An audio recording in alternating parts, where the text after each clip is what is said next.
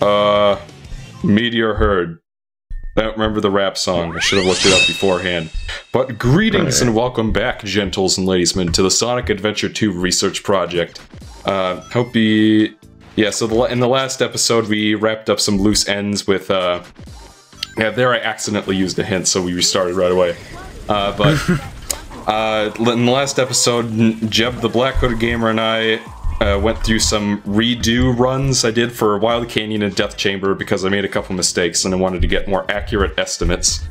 And now we are wrapping up Knuckles with Meteor Herd. This is Knuckles' final stage in the game, and I think it's the second to last stage in the game. Like, unless you count the boss stage at the end. I don't know, really.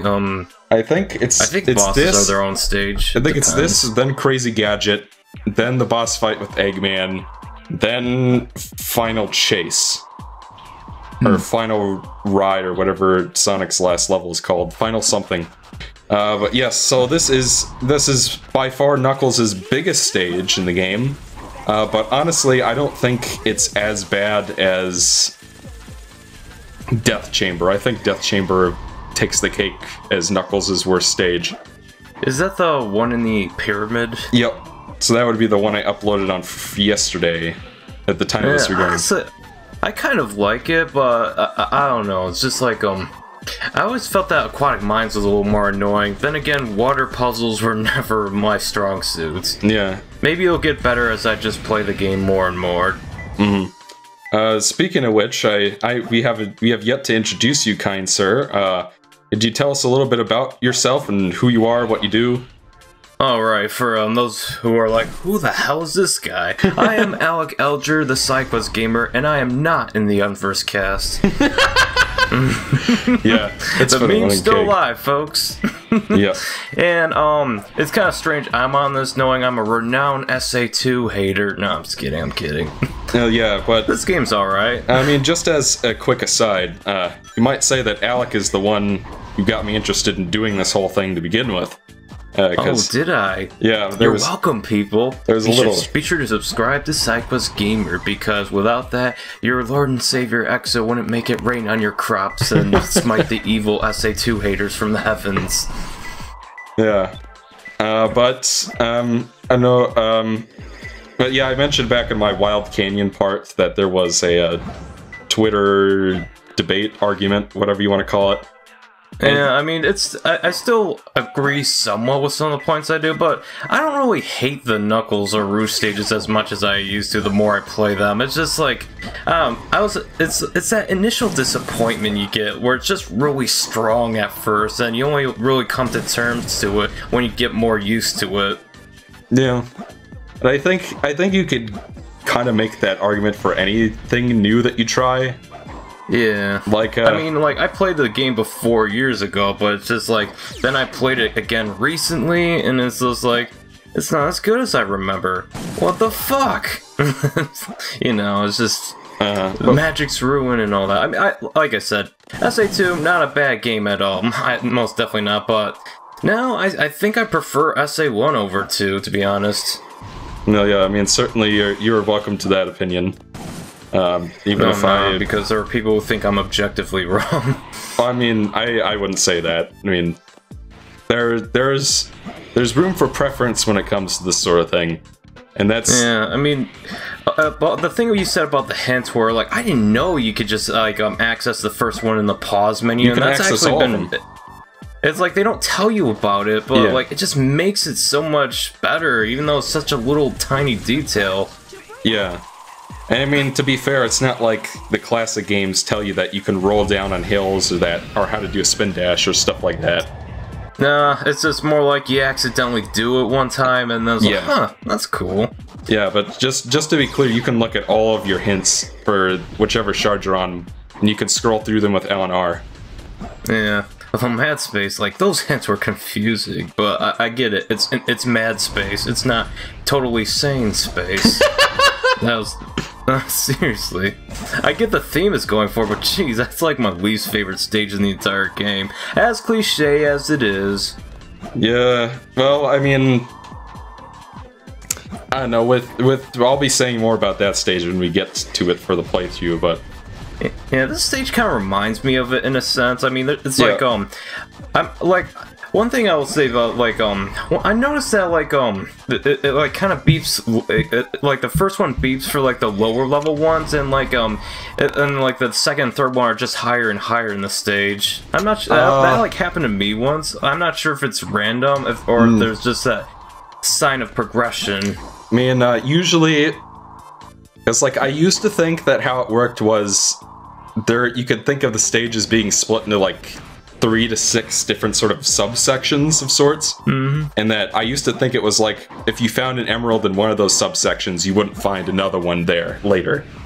But I've found in the process of doing, like, 49 plus runs altogether of these 9 stages, that is, in fact, not the case, and that it really is randomized. It's just more like, when you just found an emerald in whichever first subsection you happen to find one in, you will not find another one.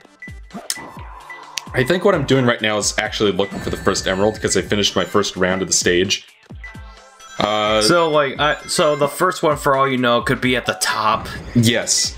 Oh, okay, that's alright. Then it was random, that's just dumb luck.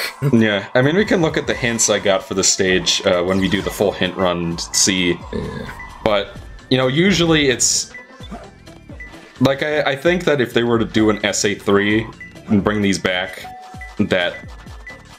Because honestly, my problem with the SA1 stages is, I mean, they're fine, but compared to this, they just feel like child's play.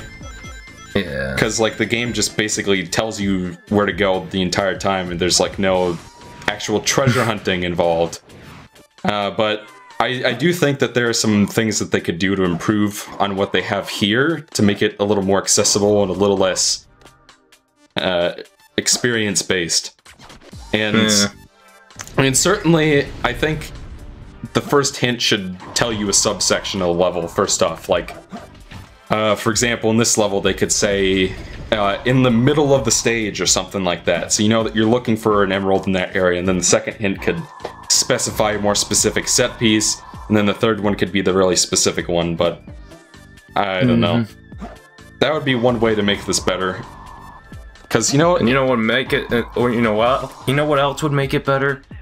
What? If like, if all 3, like, radars would, like, beep at, like, wherever, you know? Just make it a little more non-linear. You just get this one, that one, and just... Yeah. I don't know why they just got rid of that. It doesn't really make a whole lot of sense. Okay, like, it doesn't make a whole lot of sense for Knuckles, because, like, I believe this game implies he's connected to the Master Emerald, so... It should, like, beep unconditionally. I understand for someone like Rouge, like, narratively, where, like, her, like, hunting the treasure pieces and all that, it'd be more limited because she's not connected to the Master Emeralds. Yeah. It's so weird, but you know what? It's just I don't want to say it's minor. It does hinder my enjoyment a little bit in comparison to SA1's treasure hunting stages, but you know what? They function, and I used to think they were the worst playstyle in SA2, but you know what? Like, after playing more of Rouge's story and more of Knuckles, it's just like the mech stages are kind of my least favorite at the moment. I don't know. It's just I was never a fan of E102 Gamma, and I was not really a fan that they like expanded upon that. As blasphemous as it said, I would rather fish for like 5 stages. Alright, I'll certainly... I'm not even trolling. And certainly you're welcome to that preference. It's like, I don't know. If people think that, if people find out I kind of like Big the Cat, I'll probably have a few eggs thrown at my face. I mean, you know, obviously I would disagree. My preference... Yeah, like, there's no reason for him to be there. Like, his story, there's really nothing he does that just moves it forward. He's like the game's equivalent of the woodsman from Hoodwinked. Yeah, that's true. He's just there to be like a goofy aside. I've heard you and Eric make jokes about that movie all the time. Yeah, I mean, Hoodwinked... Such an obscure piece of animation. I don't know, like, more people seem to know about it than you'd think, but... Yeah. One thing that's... Or as you just mentioned it once, oh yeah, I remember seeing commercials for that. So, I don't know, it's... Like, the bigger these stages get, the harder it is to do the newbie run the way I've defined it.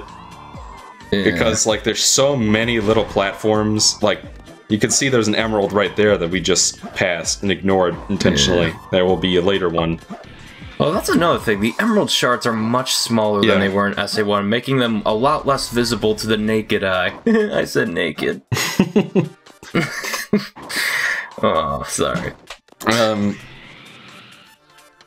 But I don't know, so like if I missed a little platform or something here and there, like I'm not trying to purposefully decrease the amount of time spent in the stage, folks. It was an accident. But oh yeah, I saw comments like, really, the newbie run, it was just right there in plain sight and you missed it, and then you like put in like a timestamp, and it's like I don't know, I actually can see myself missing that one. I'm pretty sure that happened a few times on my recent playthrough of these stages. Yeah, I mean, just looking at this footage again, there's like a couple of things I could have done to maybe make it take a little longer. Because like I only explored the inside of those storage containers the first time. Whereas in every other subsequent time, I just sort of turned the camera to look into them. Because you know, obviously if you look into them and there's no emerald, then it's not there. But I always think that there might be one in the boxes. Nope, there's not. Yeah. So I tried to be as thorough as I could with this, and I think it will surprise people to know that this actually ended up being shorter than my redone Death Chamber run. I think the Death Chamber run was like 21 minutes. Let me pull up the thing real quick. Like, I think I got 16 or 17 minutes on this stage. Yeah, that sounds about right. I think, let's see, so for Meteor Herd, the worst case scenario run I got was 17 minutes and 40 seconds, which is pretty close to what you got. And then the Death Chamber newbie run was 21, 24, 32. Yeah, that was my longest stage. Yeah. Because the big difference between the Death Chamber and this stage is way more open-ended in terms of how you can go in places. Like, look at this. Look at how fast I can go all the way down. Like, even though I kind of like Death Chamber, like, the thing that I did notice, the camera is probably the worst in that stage. Like, you know those ones that are just like, you know, like above the pool and all that, and then there's just like, up in the vaults. Yeah, it's like the camera just really doesn't work for you. I don't know. I thought it was fine. Like, I think the hallways in Aquatic Mine were worse. Yeah, I agree. The camera always seemed to get caught more often or stuck at a weird angle, but you know, it's like hardly game breaking or anything. I mean, with this area down here, it's so wide open that no, it's possible I'm not spending as much time down here as I should have, but maybe that's why I like this stage a little more than others. It's like the stages are it's just open and wide, and just you feel so free, just flying around as Knuckles and just doing whatever. Just collecting treasure and like I don't know, I always liked open for Knuckles stages. I always prefer the open ones instead of the closed and isolated ones. Yeah. That's my big problem with Death Chamber. The big problem with it is that it's like... And also, I did not go for the sunglasses in the stage, because... Wait, there's sunglasses? Yeah, there is an upgrade in the stage, an optional one that's only really necessary for the mission 5 of each stage. Because usually there will be a hidden spring or something that you need to grab onto in order to access, like, the final emerald or whatever. But, you know, the sunglasses aren't required at all to beat the stage, and the things you have to actually do to get them are kind of obscure, and I don't think a new player would know to do it anyway. So I ignored the sunglasses. I don't know if that's if any people will object to that, but I don't know, because like they're ruined forever.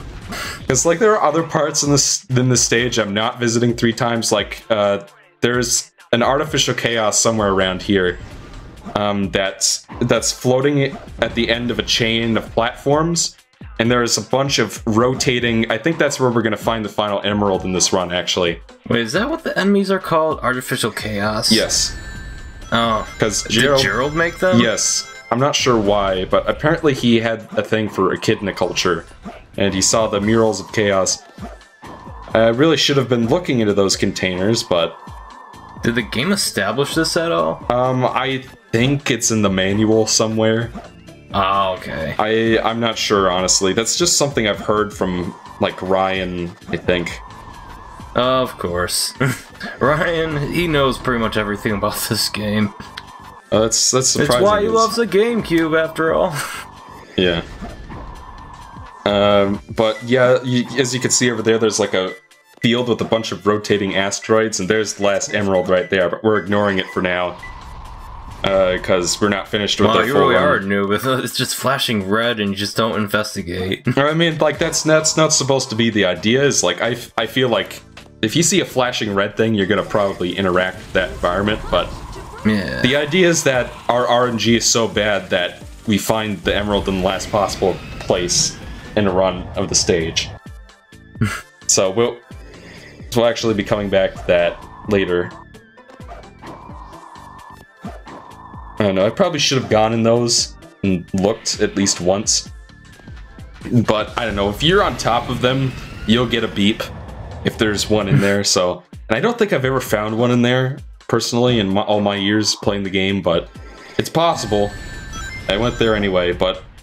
Yeah, that place at the rotating asteroids, there's actually a spring, I think, you could take that will shoot you up in the middle of those. And that's technically an area you can go to, but... I don't know, I don't feel like most people would know that that's a thing in the stage just by looking at it. Like, I tried to at least go to every little cove and every little platform. And if it was something that wasn't readily apparent that people would think to try, you know, unless if, you know, the, did I go all the way to the top, or what am I doing?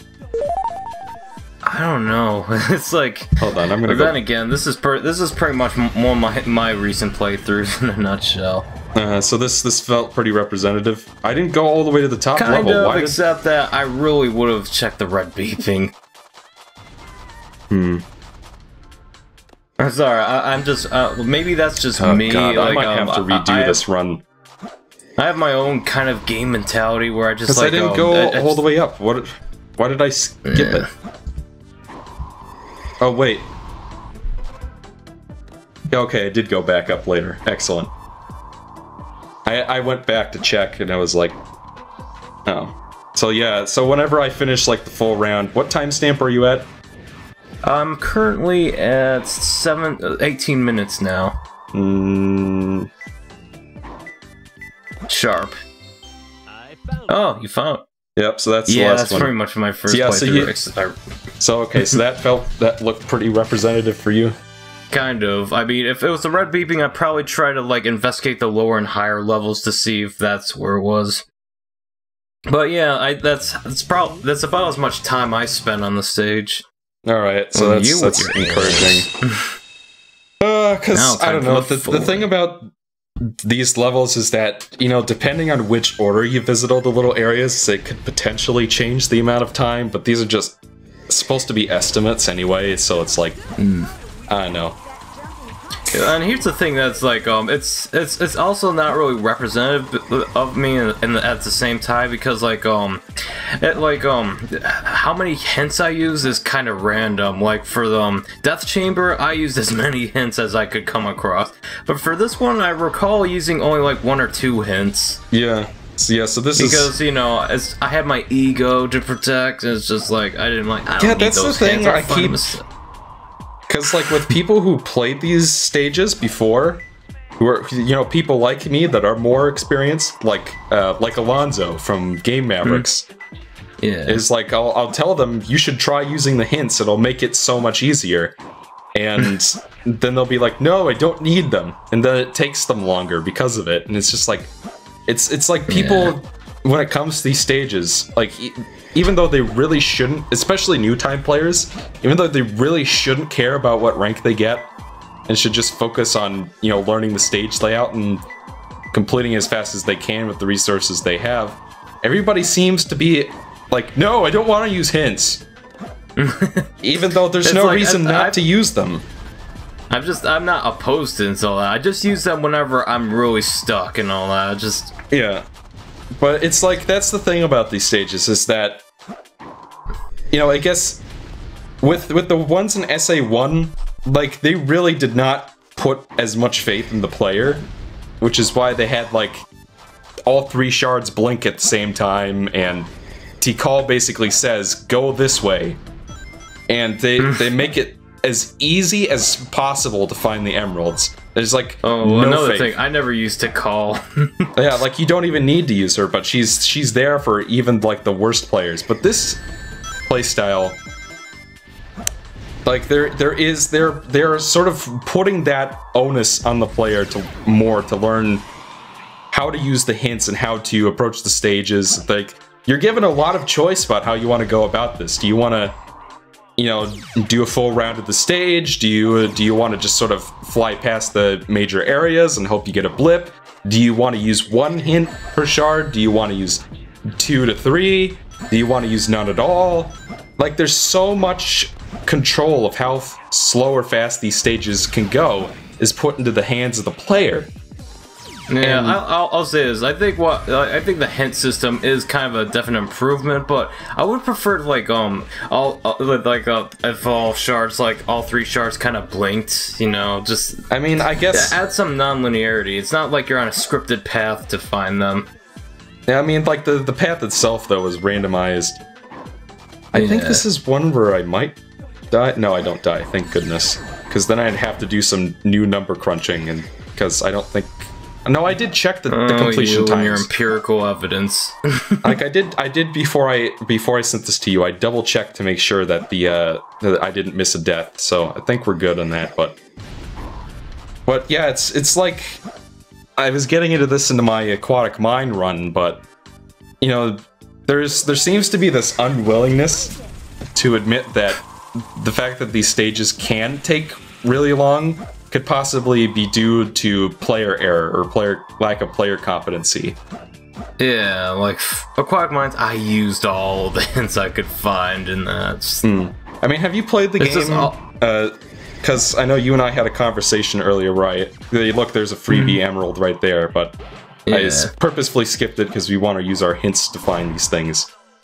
But I mean, have you sat down to play any of the game since we talked about? I did. I'm currently on like a second to the last level of the Dark Story. So Security Hall. Yeah, actually not Security Hall. Like, I'm on that shadow stage where there's like those anti-gravity things. Okay. So you've actually played all of Rouge's stages already. Yeah, I did. All right. So did knowing that you could check hints from the menu help? Yes, it did, actually. It improved the appearance drastically. I still would prefer if the game actually told you can, like Omochao, why can't they just have Omochao say, you can use the hints inside the pause menu? Or maybe he did say that, but no, I missed him. I've talked to every Omochao I could find in all these stages, and at no point are you told that you can check it from the pause menu. Now, that being said, it could possibly be in the manual somewhere, or in the Dreamcast and GameCube versions of the game, there are these little hint videos you can play the moment the game starts up that will tell you everything you need to know about treasure hunting, and it's possible they tell you about it there. I would be almost certain that there's information about it in the manual, and it's possible it's in that little video as well, but it's one of those things where eventually you'll discover it by accident, and once you do know, like you said, it's not something you forget. But yeah, I mean, it's like if these stages are taking too long, you have the option to use up to 3 hints per shard. And yeah, so we'll pay attention to the hints from now on. So under a star, so just from playing the stage, we know that there are these little star panels that you can dig at. So that means that those were pretty obvious. Yeah, so that tells you that you're looking for one of those things. Now, if I was doing my normal run, that wouldn't be super helpful, but because we're doing our full hint run, we're going to be using an additional 2 that should help clarify the location. So let's see, there's another hint monitor up there. because I don't know, I'm not super sure how the tip of the arc. So that's pretty specific in terms of the stage layout. Like there's a giant spire above. I think they call it an inverted tower. And if you've been playing the stage for even a little while, you should know about that. So we know that we're looking for a star, diggable spot with a star that's near that inverted spire at the top of the arc, and that it'll be on a balcony near there. Just from those 3 hints, and we can check those hints in the menu at any time to sort of clarify that. I'm not sure why I went over there, because I already unlocked that cage, but I think maybe I forgot. Probably did. Yeah, so from there it's just getting there, and one thing that people don't seem to give Meteor Herd and Mad Space credit for is they have a lot of shortcut rockets and springs to get you around really quickly. Yeah. So like this is like it's kind of like why I kind of enjoy this stage, but Meteor Herd is just and here we go under a star. So one more left, moving around the Ark's huge storage area, and if you've played the stage for even a while, should know about those 6 storage containers that are all next to you. I think we passed it earlier in the commentary. I mentioned that it would be the last one. Between the inverted blue tower and the steel tower on the ground, so the steel tower is where you fight Rouge, and the inverted blue tower is where we found the second one. So we know it's in the middle of the stage somewhere, so even if you don't know where the storage containers are, that's helpful. And then our third hint, moving between the 3 huge containers next to each other. And we pop over here, and sure enough, there's the emerald. Hey, that was the last one I got on my recent playthrough. It was so confused, like, where the hell is... What? It's like, it's just weird how they're just floating in the middle of nowhere and all that. It's kind of like a blink and you'll miss it kind of deal because of the blackness of space, kind of like obscuring the dark green emeralds. Yeah, but once you get to that area, the red radar should give away, oh, it's around here somewhere. I just thought it was under the dirt platform. I'm like, where is it? Where the fuck? Oh, it's floating in the middle of space. Okay. So now we get to our trial runs, and my usual strategy, I think, tends to not work as well for Meteor Herd and Mad Space in particular because of how big the stages are. Because basically what my strategy is a combination of what most experienced players like to do, which is just tour the stage till you get a blip. But my crucial difference is, and that one I found as a freebie. Or actually, I think the radar did blink, so that was the one I was supposed to find. Forgot to put it in a big container. Since I've played the stage, know the general layout. General set pieces, there's this bottom area with kind of a ring and a couple oil drilling platforms. There's the steel tower where you fight Rouge that we're climbing up right now. There's the middle area with a bunch of floating platforms and the storage container area. There's the spire with the 8 platform or balconies sort of sticking out of it. And there's another additional couple of storage containers floating around. And look, I found that one. Yeah, so But, you know, hints make the stage so much faster. Because I agree. Because if you don't use hints and you have to tour this whole stage to get a blip, then you could, you know, just looking at our newbie run, if you divide that by 3, so that's like about 17 minutes, so that's about 5 minutes and 30 seconds that you could potentially spend looking for a blip. So hints will help so much in this level. And I think this one I already uncovered, but I was, like Alec just said, it blended into the background. See, we just passed it. And then I'll turn around eventually and find it. So I guess, yeah.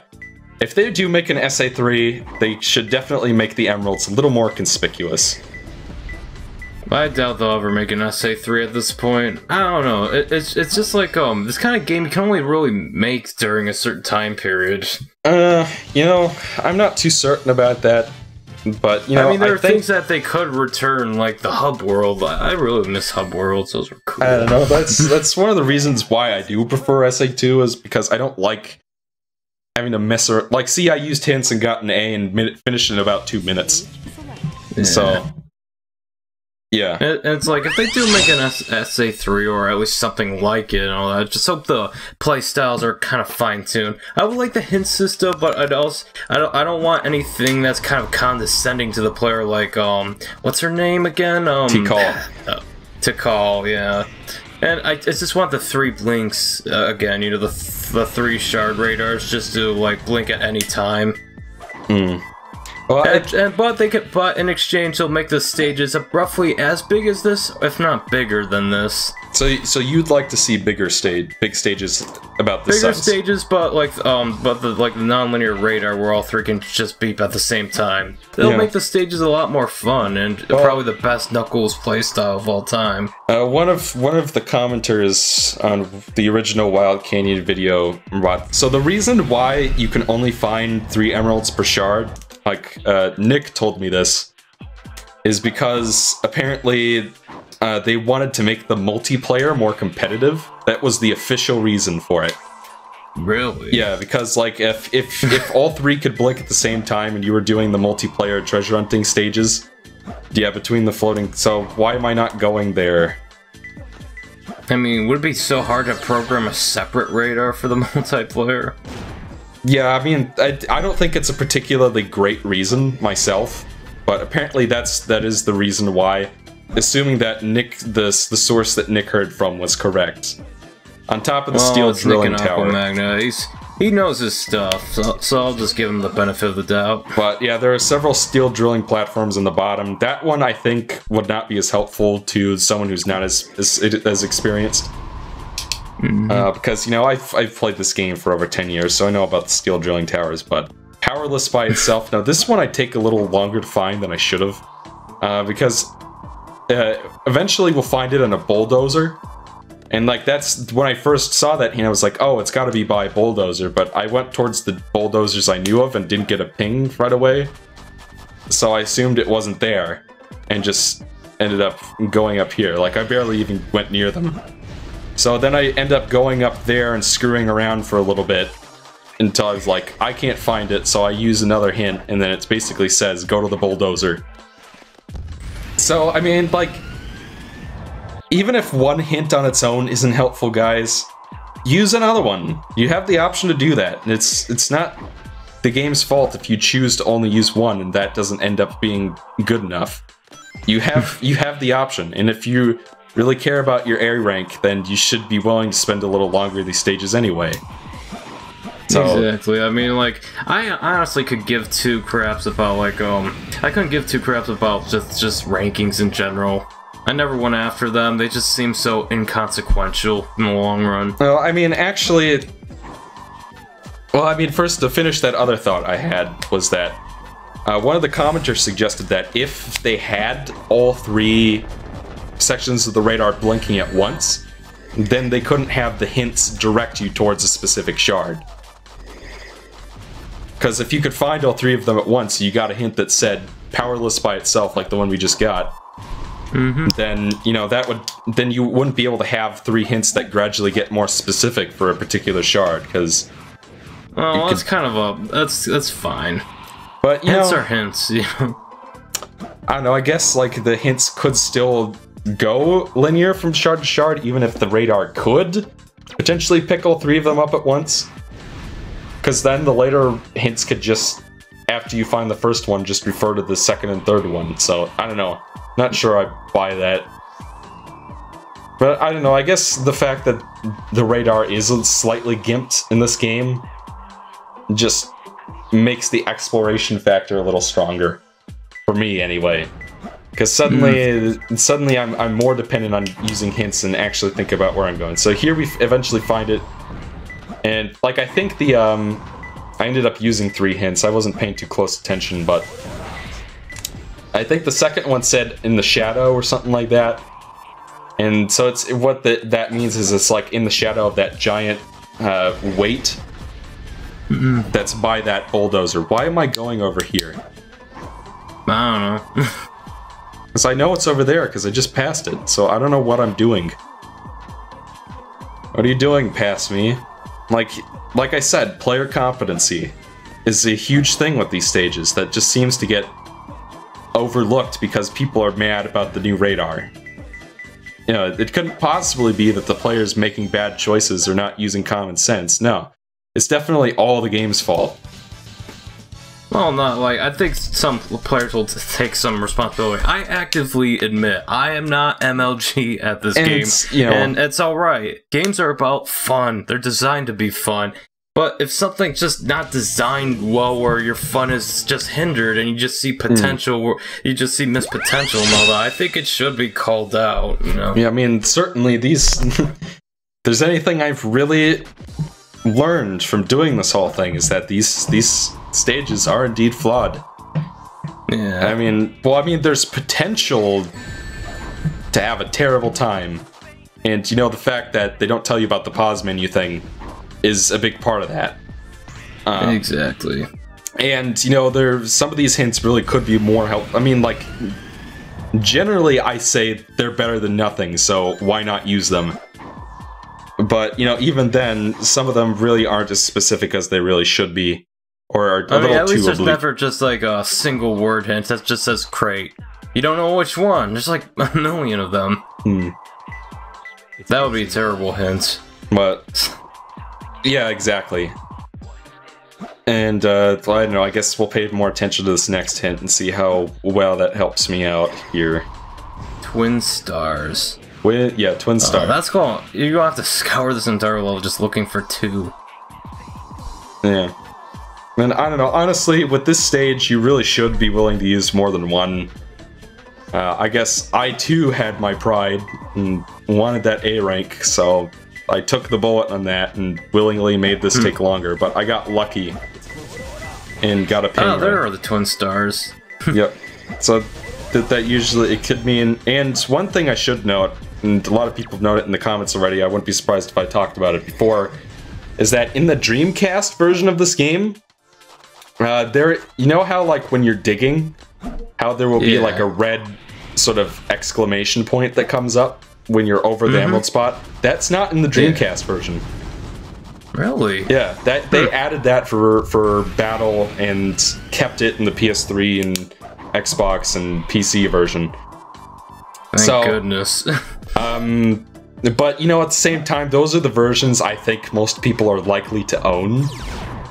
Yeah. Because, you know, nobody owns a Dreamcast, so I think that for the typical new player or whatever, and experienced player, this will be pretty representative regardless, because no one owns the Dreamcast version. I paid a lot of money to get my copy, actually, because it was like $70 for the game with the case and the manual. Jeez. It was surprisingly expensive, and I was willing to spend that for Roar's sake. How much, like, I know you have a Dreamcast. I think your friend Ethan gave it to you? Yeah, like, or what sold happened, it to you? the story behind that was, Ethan already had one, and it broke and didn't work anymore, so we bought a second one, and that one didn't work either. So I ended up fixing both of them, and he gave me the other one. For some, in exchange for some cash. But you fixed it. You should charge him for labor, being like, I'll take that off the hours I spent fixing it. It didn't take me too long. I just basically bought a little screwdriver, and because, like, the thing about I think this is true for the GameCube as well, or any top-loading CD-based or disc-based console, is like, if you know, like the original. So in a wooden box, not very helpful, but at the same time, in this stage, there aren't too many of those. And just based on my previous knowledge and just my instinct, I guess, I would suspect that a wooden crate, you would be most likely to find one in this lower area. So that ended up helping. But, you know, that one that wouldn't stop me from searching the level, because I don't really know the layout, as well as, say, an MLG player who can A-rank everything effortlessly. So 2 against 1,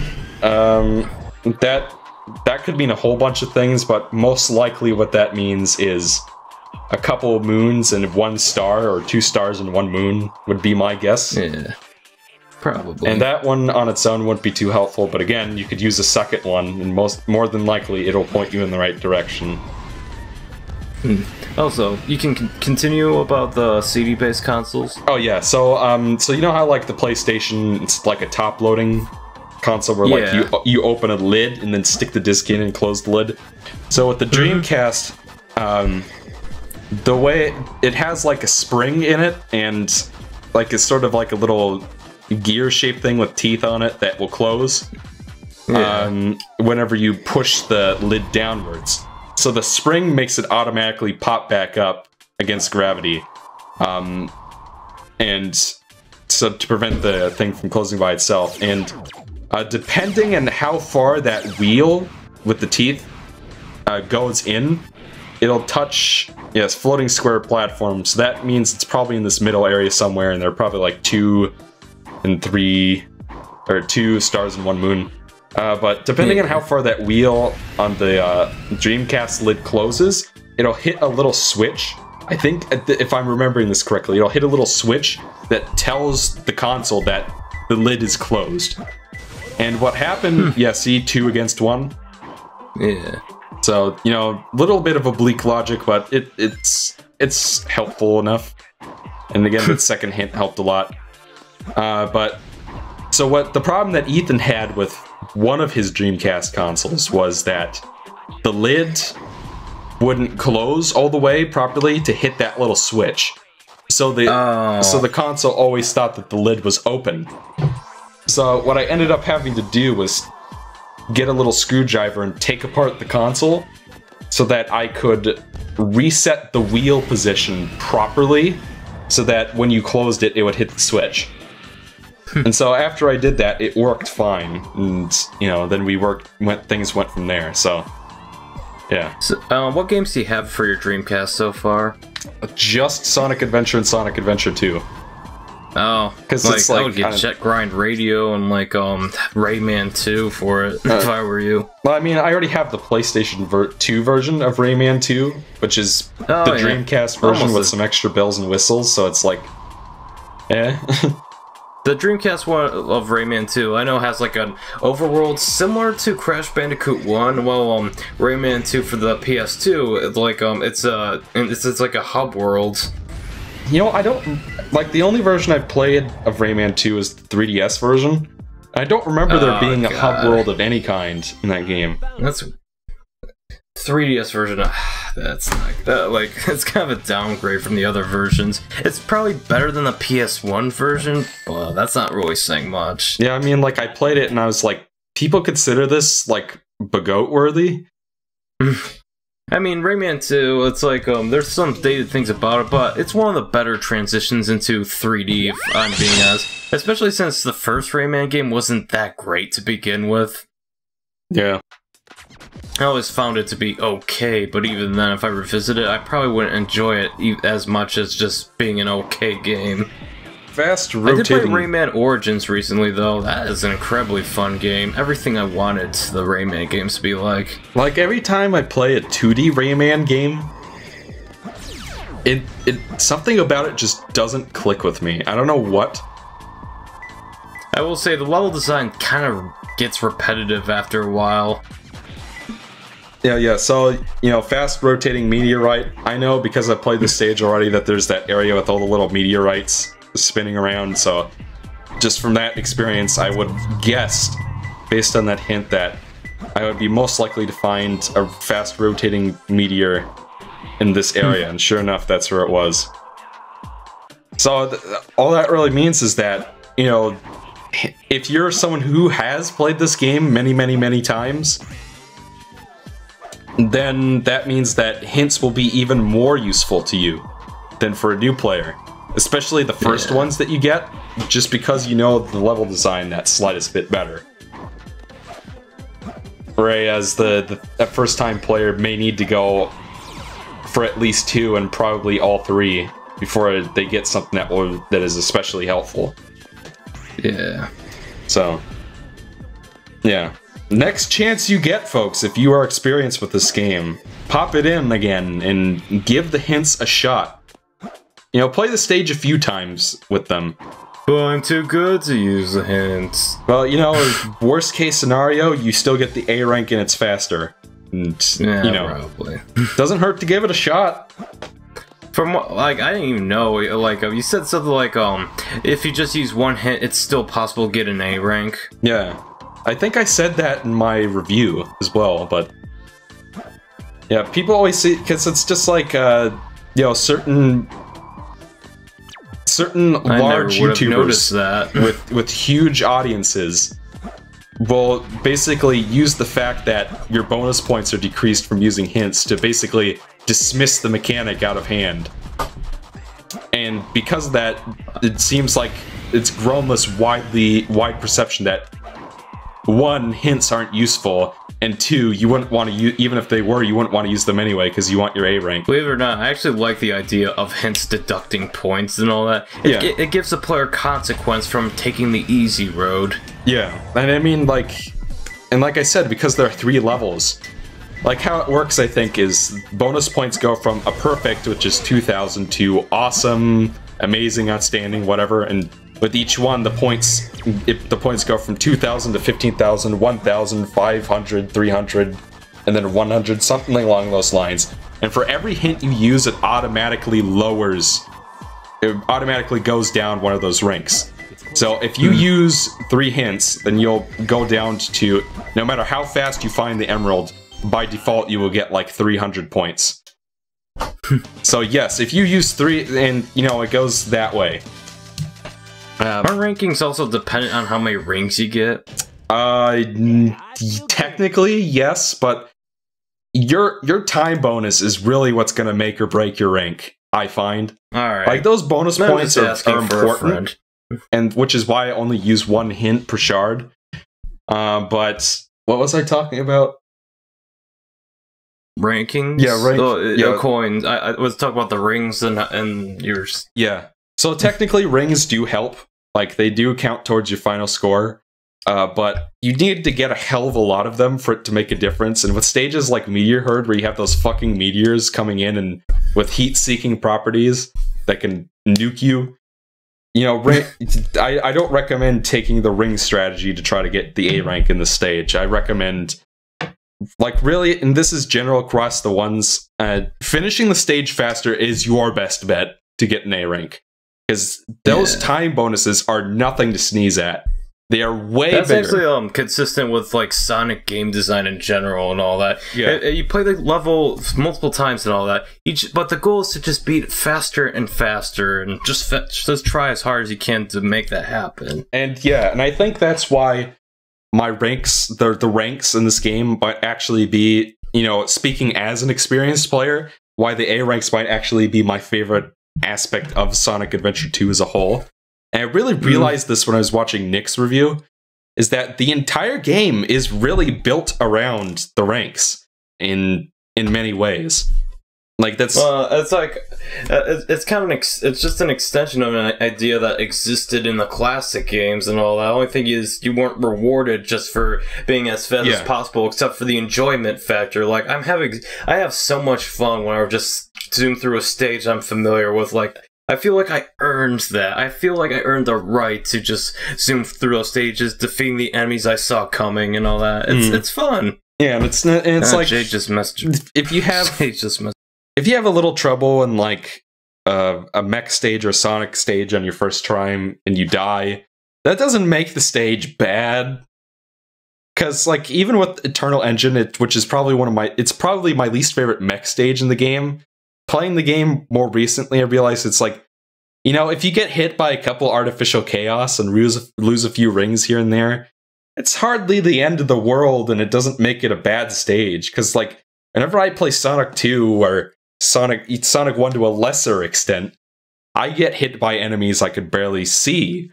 And at least with, you know, the artificial chaos, you could see them coming, and it's kind of more your fault when you get hit by them and stuff. So I don't know. It still doesn't excuse it when they, like, sometimes drop enemies in front of you, but you have a health bar, and, you know, it's like, you're not gonna die from that.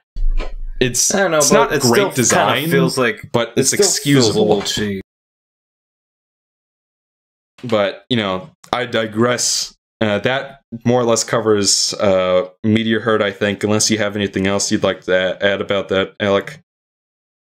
it's a fine stage. One of the better Knuckles stages and treasure hunting stages. I mean, Rouge is a character too. I gotta remember. Yeah. I mean, I don't like it. I'm gonna say it, I just think they're like decent at best, mediocre at worst. But like, yeah, they're better than the mech stages, I'll say. That's about my I still prefer SA1's method of doing it, but I'm pretty sure like everybody's sick of hearing me say that at this point. Mm-hmm. All right. This is a nice little experiment you're doing, you know, just give SA2 fans something to watch. Yeah. I mean, like, honest, I don't know, the more I do it, and the more I really sink into the flaws of the way I decided to go about this, and the more I realize just how much variability there is here. Yeah. The less satisfied I am with the method I chose, but at this point, I'm committed. And, you know, I still feel like whatever I find will be at least interesting. And I plan on doing, like, a little final video with, like, the statistics and stuff. And then I'm going to do, like, a quickly edited semi-review, just sort of giving my final spiel on this whole thing. And then I'll be done. Okay, so it's going to be Mikey Aquamagna's final thoughts on SA2. Yeah, I'm going to use that exact title. Just you wait. But before we go on all day, let's move on to, I don't know, I have my playhead at 48-42, so that we can look at our statistics real quick. So for Meteor Herd, Newbie Run was 17 minutes and 40 seconds. And, you know, I don't know, depending on... I might have not spent as much time with some set pieces as I would have preferred. Just from watching the footage again, it looked like I did a pretty thorough job. The only thing I could have done maybe a little better was actually walking inside some of those storage containers, but at the same time, if you've already been in them once and it's open and you can see that there's nothing in there, you wouldn't want to go in there again. So I feel like this is an acceptable estimate. Yeah, it's definitely, it's very close to my noob run. Full hit run was 7 minutes and 58 seconds. There are my trial scores. Trial mean is 3 minutes and 18 seconds, and I think I think this is actually bigger than Mad Space's. Like, I can beat Mad Space faster than Meteor Herd, which surprised me. Well, I guess if you get used to the mad mechanics, I made a pun there. I'm so clever. I guess you could probably beat it faster. I mean, all it really is just like there's like a moon and just some cylindrical planets. Yeah, cylindrical, right? Yes. Yeah, and there are a lot of little shortcuts in that level too that make it easier. But standard deviation is 1 minute and 5 seconds. Full hint minus newbie is 9 minutes and 42 seconds. So that's how much you can shave off using 3 hints and looking at the pause menu and all that stuff. That's how much I estimate. Trial mean minus newbie is 14 minutes, so that I saved an additional 5 minutes just by knowing the stage layout, essentially. So, which is also nothing to sneeze at. And, you know, today I'll also be uploading a brief little video sort of summarizing Knuckles' statistics on his own and talking about whether you're doing Rouge the Bat next. Yeah. I'm really interested to hear your thoughts on like the one where it's just like you have 5 minutes to beat it. That one I'm going to be doing. That's actually my favorite stage in the play style. Wait, did you say that was your favorite one? Yeah, it was. It's actually my first A rank. Yeah, the A rank is really generous in Security Hall. I know. So that's like the one positive that you can't ignore. Is like no matter. It's just maybe it's because like the stage was designed to just be 4 or 5 minutes. I just enjoyed it a little more. It kind of reminded me of the SA1 stages and all that. Just multiple levels to just search for things. So and I kind of like the music. So yeah, this is my favorite stage. So yeah, I think that pretty much covers things for Meteor Herd. Before we go, Alec, could you give us? Could you tell us more about where we can find you and view more of your work? Sure, you can find me outside your local dumpster asking for food. No, I'm kidding. You can find me at the TheSideQuestGamer channel, where I mainly do reviews and That's about it. I also do editorials occasionally, just talk about things about like for example, I talk about whether review scores are necessary for reviews themselves. There's a surprise answer to that. I also question notions of objectivity that some reviewers think are so smart that they know all the factual evidence of game design. To which I say, ha, you're a fucking idiot.